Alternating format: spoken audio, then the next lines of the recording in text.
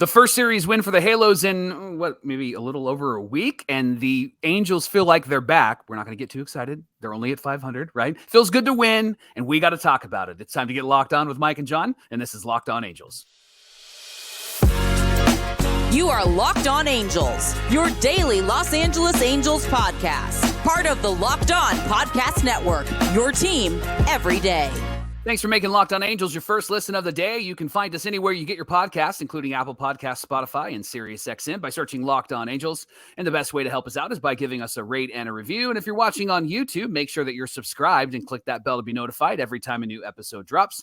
And today's show is brought to you by Game Time. You can download the Game Time app, create an account, and use our promo code LOCKEDONMLB for $20 off your first purchase. Last-minute tickets, lowest prices, guaranteed. Thanks for being here for this episode of Locked On Angels, where it's your team every day. You've got the Frisch Brothers here with you, a.k.a. the Super Halo Bros. My name is John, and that's my brother Mike. And my name is Mike, and that's my brother John. We are in our second season here at Locked On Angels, and it's a pleasure, a privilege to be talking Angels baseball every Monday through Friday with you, our Locked On Everydayers. Thanks for being here and being a Locked On Everydayer. Hey, on today's show, is GMPM a fan of this team? Well, it certainly looked like it, and we're going to talk about that coming up. And why can't the Halos stay healthy? What's the deal with the Halo health? We're going to find out what's going on with that there and put our best guess forward there. Don't forget, we got Locked On Fan Mail Friday coming on Friday, which is tomorrow's show. So get your questions in, your voicemails in. We'd love to hear from you and answer your questions on Friday. But first, Mike, we got to recap the final game against the Giants. The Angels took the series with a win of 4-1. It's the 15th time they've been back at 500 this season, which is pretty funny. Let me do that correctly, though. I don't want to get too excited. So, Michael, the Angels secured the victory on Wednesday night against the San Francisco Giants of the Bay Area in a 4-1 win with Shohei Ohtani on the mound, earning his 10th win of the season. You sound like you're on public radio. And back to you, Mike. This is Delicious Dish, right? All right. So, Johnny, this game was one of those games where it was frustrating early on because Shohei was pitching well and the Angels were doing another terrible offensive showing against a team that was doing another bullpen game. This is like the second game the Giants have done that against us, and that seems to be the secret sauce. My buddy Sean Mania, who came to do karaoke. That's right, your buddy. My friend Lee is a fan of the Giants, and he said Sean Mania is the most expensive bullpen piece he's ever seen in his entire life. That's true. It was 1-0, and that one run was an unearned run because of a throw down to second, and then the ball hit the runner and got away. I loved, by the way, we talk about, like, do the coaches actually do anything? Benji Gill, high five. He pulled Rengifo and Drury aside after that and said, and you can read his lips. He's like, you got to get in front of the bag. What are you doing behind the runner? You got to get in front of the bag. And so the error was on Theis, but you have to have a guy in front of the bag to stop that ball from going anywhere. Got to have a wide receiver. Absolutely. and I love that he was doing some coaching there. Then the sixth inning happened, John. Rengifo doubled, made up for not getting in front of the bag. Then they intentionally walked Shohei. He's up to 70 walks this season. He's getting the Barry Bonds treatment. Then Brandon Drury, have we missed him? He got an RBI single, and then an error moved the runners up. Before I talk about what happens next, I loved what you tweeted from the Super Halo Brothers handle about the guy from So You Think You Can Leave, or I Think You Should Leave, and how he was like, you were mimicking Bill Hasselman. Talk about that for a moment, because it was great. So just, Drury has to pull up and or maybe, sorry, it was Rengifo who had to pull up, and just the last second. No, it was Drury. It was last Drury. Possible second, Hasselman throws up the stop sign. And so I tweeted I think you should leave from the new season of Tim Robinson in the car where he goes, stop, I'm doing something. Like Bill Hasselman at the last possible split microsecond throws up the stop sign, and Drury's like, what the heck, dude? Like, tell me to stop way sooner than when I'm about to run you over. Good. You know what it's like? It's like when we were back in school and you weren't paying attention to the teacher as they were teaching, and then they went, Michael, what do you think? And that's what it feels like. He's like, oh, I guess I should stop, right?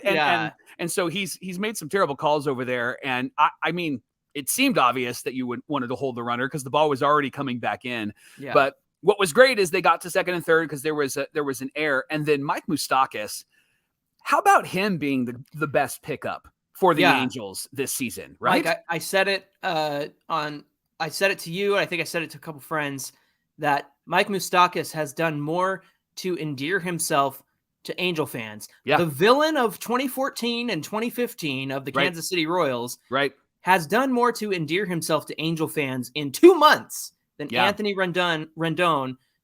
That was a Freudian slip. Then Anthony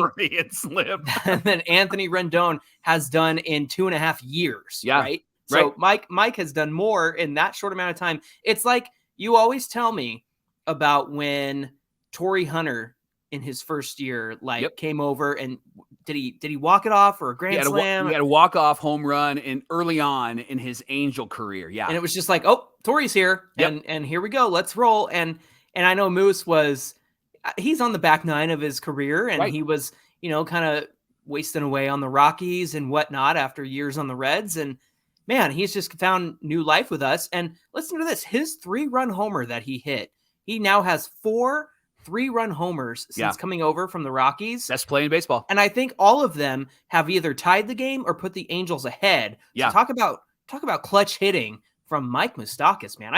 He's really endeared him. All is forgiven, Mike Moustakas. Yes. That's great. Phil Nevin, actually, he was interviewed after the game, and he said Moose goes up there with the same strategy. Like, he knows what he's going to do, and he's not going to get a hit every time, but his approach is the same. He knows what pitch he wants. He knows what he's looking for. He's looking for a certain part of the zone, and you can see that he is just really confident. You can see his veteran experience coming through, and I love that he has found the fountain of youth, Johnny. And if the Angels go anywhere this year, it's going to be on the back of Mike Moustakas, right? Yeah. He's going to be the one that's going to carry them offensively. And I love having him on this team, especially on the defensive side. He's really great at third base. You don't feel scared when he's thrown over to first. Mike, let's talk about Shohei Ohtani, because you brought something up that made me laugh. So first of all, the fact that Ohtani gets his 10th win of the season, 40 home runs, leads the league, leads the team in stolen bases, which he did tonight. And then goes 6 innings pitched, 3 hits, 1 unearned run, 3 walks, and 5 Ks on 97 pitches, dropped his ERA to 3.17. And for as many people who clamor and say, Ohtani's coming to my team, he's coming here, he's going there, what is with the response that people give every single time something Ohtani does and it gets tweeted out, and all the responses are pretty mid. Only 6 innings. Like get the heck out of here. You want him on your team so bad, and then every time he does anything, you're like, well, that's fine. It's like stop playing MLB The Show on rookie mode and pretending that that's how this game works, right? Am I right? Yeah, you're exactly right, and that's why we cannot take this guy for granted. No. And as Angel fans, it's been so much fun to watch him. And I know that there's been moments where it's like, it would have been great if he came through in that moment. But it's hard to get mad at this guy, right? Because he's in there every day. He's not taking a day off. He's staying healthy. Yeah. He's just a remarkable, remarkable human being and a remarkable player. And I love the numbers he's putting up this year, and his pitching is getting a whole lot better. Johnny, he got his 10th win because the bullpen came through. Yeah. Soriano got out of a bases-loaded jam, and then Matt Moore, by the way, so confident when he comes in. I love when he comes in. He's Scott Shields all over again for us. But the big story was the 9th inning, John. There were 2 games that Carlos Estevez should have shut down. We should have had those wins against Seattle and against the Giants in game 1. And this could have been a 3-game sweep, right? He comes into this game and everybody is a little bit nervous, and he gets a pop out. Then there was a single, and high five to Renfroe in right field. He played that ball really, really well. Could have been a double. Right. Then, Johnny, that error by CJ Cron, it should have been a ground ball, possibly double play. Might have been hard to turn it. But then Cron throws it into left field, and I thought, oh no, it's happening. Right? And then a quick pop-up, which was great, and then a ground out to get the save, his 24th save of the season, and the Angels find themselves back at 500. Don't gain any ground on the Blue Jays because the Blue Jays did win, but it's just good to get a series win and to get solid ground underneath us again. And I was really excited to see this team play really well. And again, I pointed it out, but they could have had a 3-game sweep, and they looked really great. It was a great response to getting swept by the Mariners.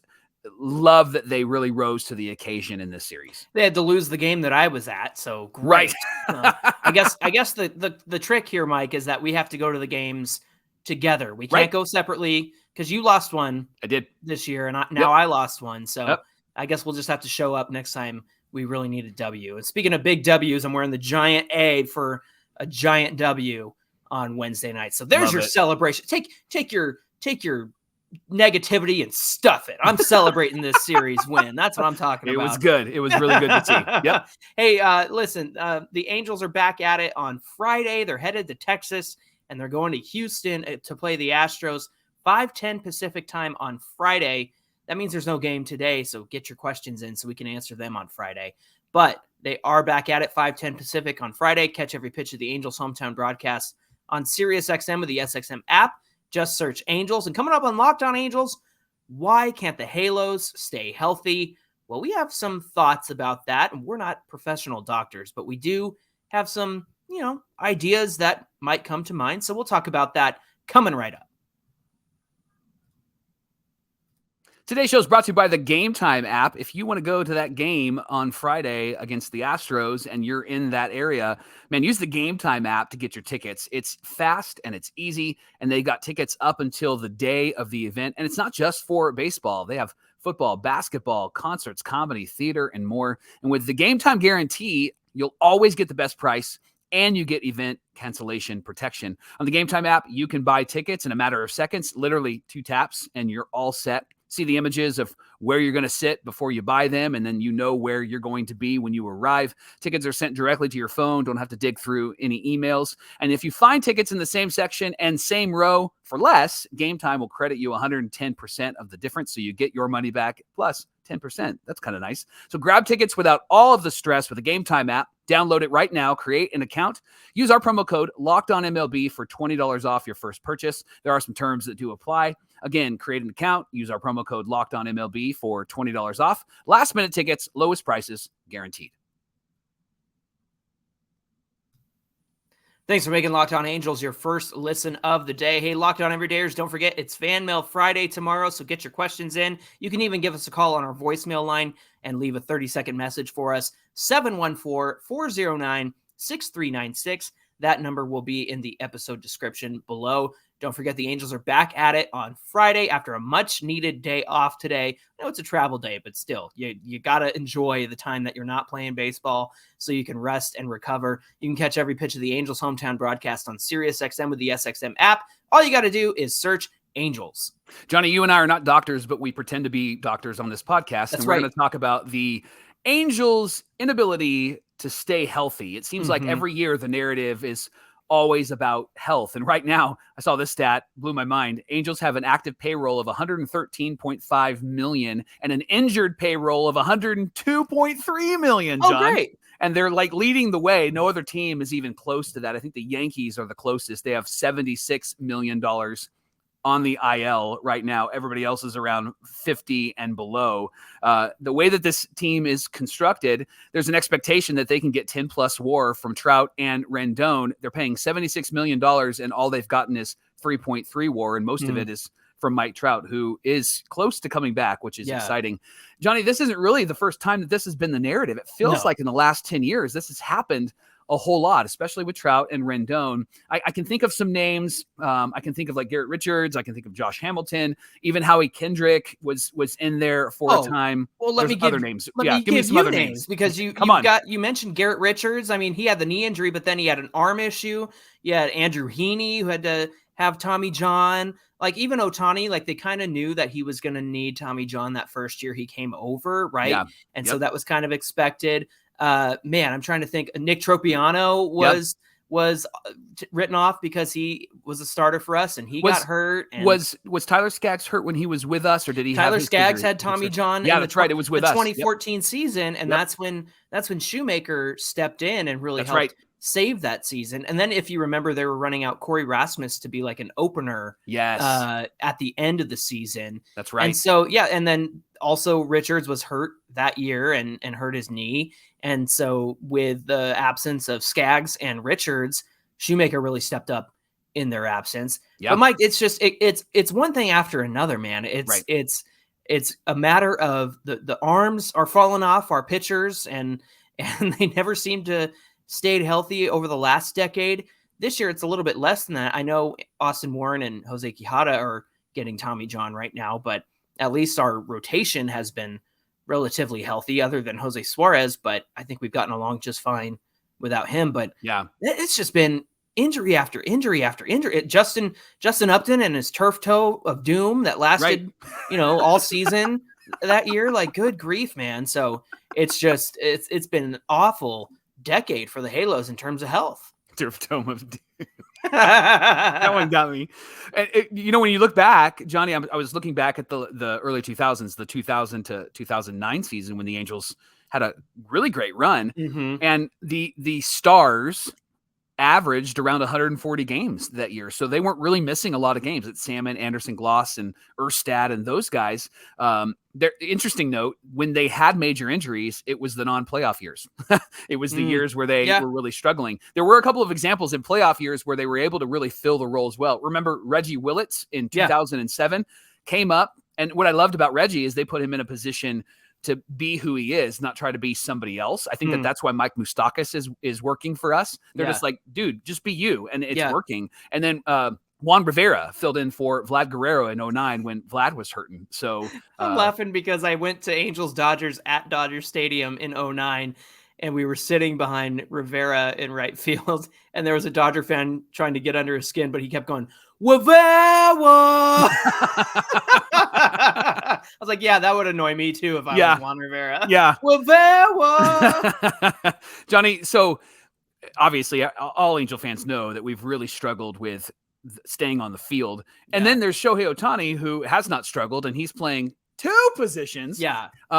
So a couple questions. First question is, do you think Ohtani's health has to do with the fact that he's actually not playing in the field? And then second, do you think that this is a trainer issue or is it a bigger issue? Why don't you start with the Shohei question? Is it because he's not on the field? Is that why he's staying healthy? I don't think it's a matter of being on the field because, look, Ohtani has been beat up. He's fouled things off of his shins and his thighs, and he's hurt his back swinging and hurt his back from carrying the team. I know is the joke.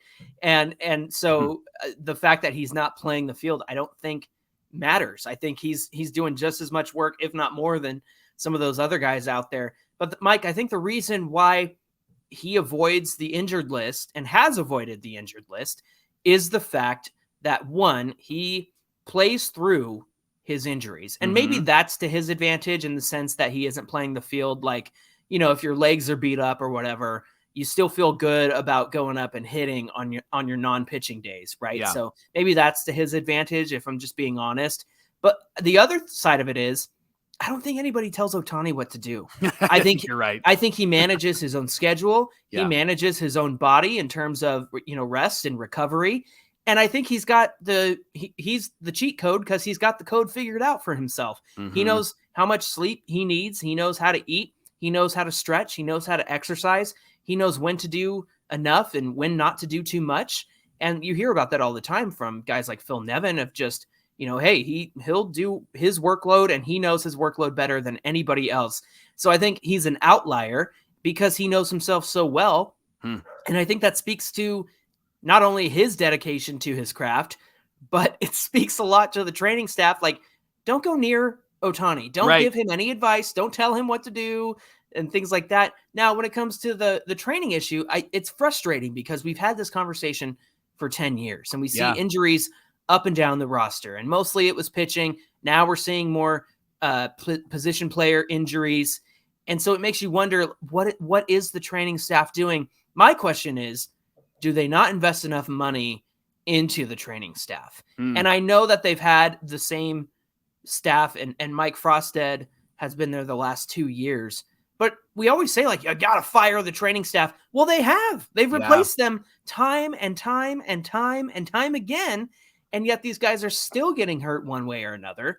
And so that to me screams, okay, well, then there's not enough money being invested into the training staff. The other part of it is, I think that when it comes to the guys that they've hired from like Driveline, who are helping with like hitting and pitching, well, they help you figure out the most economical, efficient ways to throw or swing the bat. And I think that Perry is building that, if that makes sense. I think that's starting to be there. Mike, I got to bring it up. And I saw this comment on Reddit, and I thought it was a good point. You think about like young players who, let's take Zach Neto, for example. Now, I'm not saying Zach Neto did anything wrong, so don't hear me say that. Yeah. But when you're 22 years old and you've played baseball as much as he has, I remember being 22 and thinking I'm invincible. Mm-hmm. And so perhaps there's an element of these young guys getting the instruction they need, but maybe not following through on it. Like, hey, Zach, make sure you do your before bed stretches. And he's like, yeah, I got it. And then doesn't, you know what I mean? And the reason I bring that up is because I was 22 once and I thought I was invincible. And I think Mike Trout, when his calf got hurt, that was an eye opener for him. And, you know, I've talked about it before, like, hey, bro, you're over 30 years old now. You're not going to recover the way you used to. And you're not going to bounce back the way that you think you're going to bounce back. Yeah. So to me, it's Ohtani does his own thing. The training staff needs to leave him alone. I don't think there's enough money being invested in training. And maybe the young guys, and again, I'm not saying Zach Mr. and Mrs. Neto. We're not saying, we're just using that as an example. It's just an example. Anybody who's young, we're talking about young players who get hurt, like Joe Adell. Like Joe Adell has the oblique issue right now. And, you know, that's a fluke thing. Comes from swinging the bat. But again, young guys being given instruction and they're like, yeah, sure, I'll do it. I'm fine. You know what I mean? So what are your thoughts on the matter? I think that you hit the nail on the head when it comes to older guys versus younger guys. My wife would always make fun of me when you and I were playing softball together. We had this like local church league softball, and I would stretch like an hour before the game. This was 10 years ago, right? And so my kids would make fun of me, and it was fun. But I'm learning as I get older, like, just like I can't do that. I still sit like crisscross applesauce, like you do in kindergarten, right? And when I get up, my foot's asleep, and I have this kink in my leg, right? And so I think you're right. Mike Trout's eyes were opened, and I think that Shohei Ohtani's eyes will be opened as he gets older.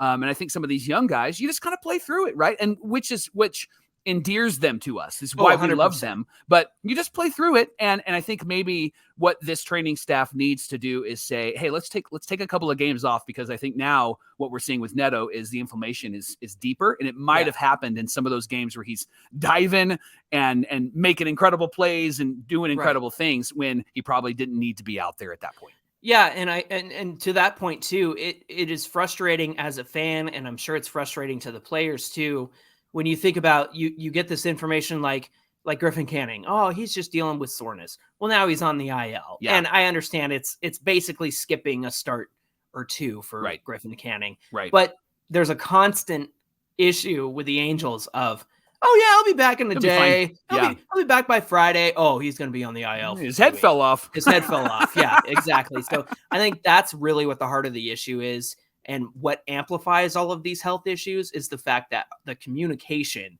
is just awful when it comes to the Angels communicating health issues to their fans.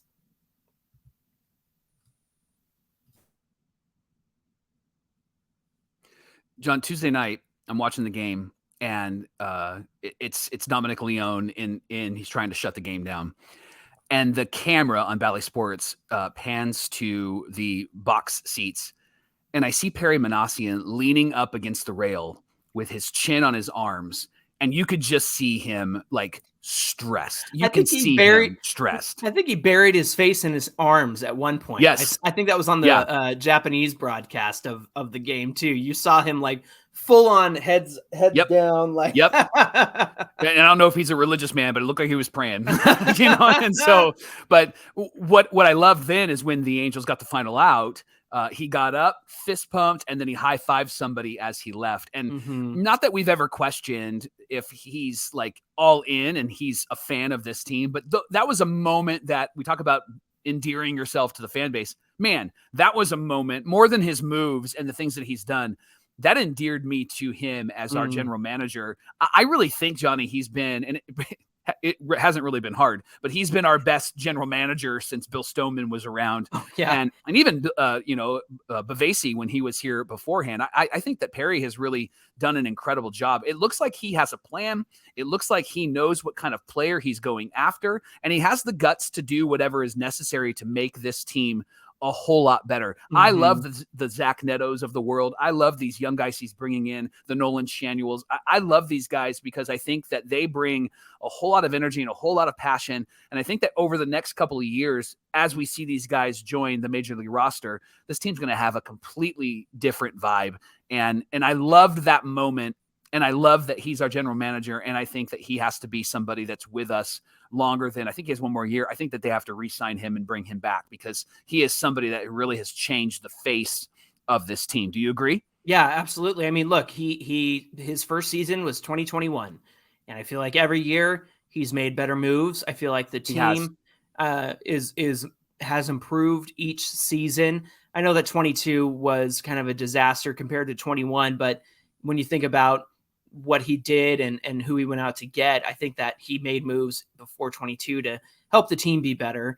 And then this season, dealing with the fact that Artie was going to sell, dealing with all of the stress around that, and still making moves over the offseason, I think is a real plus on solid Perry's moves, scorecard. Really solid moves, and trading away guys that weren't necessarily high caliber guys that we were going to rely upon. I don't think any Angel fan wants to see Elvis Peguero in an Angel uniform ever again, right? Like he just was really frustrating as a pitcher. But then Jansen Junk was traded and we got Hunter Renfroe, and he made some good moves. And then the moves that he made to identify like, hey, Moustakas isn't done yet. Yeah. Right. And I love that move. I know Escobar hasn't been great, but Escobar is just a depth piece. And that's what we needed. And so I've loved those moves so far. And to convert somebody like Noah Syndergaard into Mickey Moniak and Hadiel Sanchez, who's doing really well in the minors at the moment. And then swapping Brandon Marsh for Logan O'Hoppe and fulfilling two needs. And that was a win-win trade. Very rarely, Mike, do you see a win-win trade where both sides are pretty satisfied with what they got back. And to me, I think that he's done a great job making those trades that are like, oh, that's interesting. Or even the one with Brandon Marsh where we were like, what are you doing? It's Brandon Marsh. Right. And then getting Logan O'Hoppe in return and us being really excited about that, fulfilling a need at catcher that will likely be filled by Logan O'Hoppe for the rest of his time with the Angels. And I think that's a really great thing. But Mike, what you saw on Friday during that game, or Tuesday, I'm sorry. Yeah. What you saw on Tuesday while you were watching the game and you saw Perry Minasian responding and emoting the way that he was, that's a guy who's grown up around the game of baseball. And we know his history of being a bat boy and being a locker room guy and then being an assistant GM to Alex Anthopoulos, in the Braves system.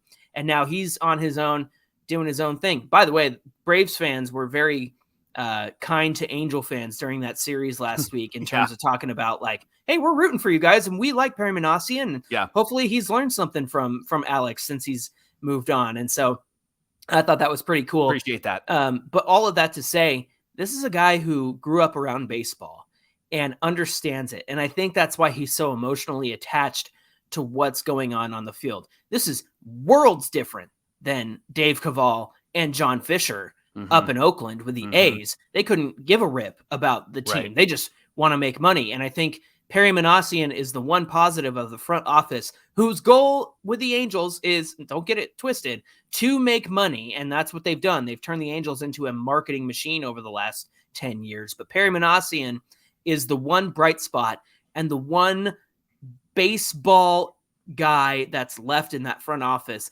and the one guy who still cares about the game on the field. And I think he showed us that on Tuesday night. Well, thanks for making Locked On Angels your first listen of the day. Remember, the Angels play the Astros on Friday at 5:10. You can catch every pitch of the Angels' hometown broadcast with SiriusXM on the SXM app. Just search Angels. Hey, give us a follow on Twitter at Locked On Angels and at Super Halo Bros on Twitter and Instagram. Get your questions in because tomorrow, Mike, it is Fan Mail Friday. We would love to hear from you, hear your thoughts, your concerns, your questions, your excitement. You can even call us 714-409-6396. Leave us a 30-second voicemail so that we can get it on the air and we can answer your question. We love to hear from you. Fan Mail Friday, tomorrow on Locked On Angels. How you feeling, guys? I know that, we have a tough road ahead of us, but we'd love to hear from you and just your thoughts on the path forward for the Angels. Until tomorrow's show, my name is John, and that's my brother, Mike. And my name is Mike, and that's my brother, John. Had a brain forget? fart there. You're Mike. I'm John. All right, That's friends. Thanks for being here, and we'll see you back here tomorrow.